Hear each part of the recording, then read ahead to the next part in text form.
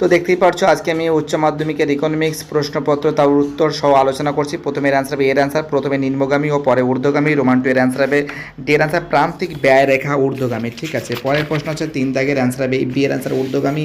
4 দাগের অ্যান্সার হবে এর অ্যান্সার এম আর সমান সমান এমসি। তো দেখো দেখতেই পারছি অ্যান্সারগুলো কিন্তু খুব সুন্দর করে কিন্তু এখানে সলভ করা আছে। প্রত্যেকটা প্রশ্ন তার উত্তর সমেত কিন্তু এখানে বিস্তারিত আলোচনা করা হয়েছে।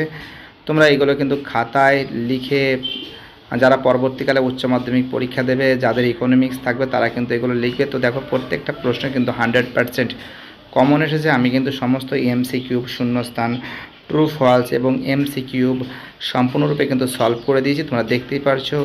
আর বড় প্রশ্নগুলো দেখে নাও, বিশেষ করে এসএ কিউব, তার সঙ্গে 5 নম্বরের টোটাল যে 8খানা প্রশ্ন লিখতে হবে, 5 আর 40।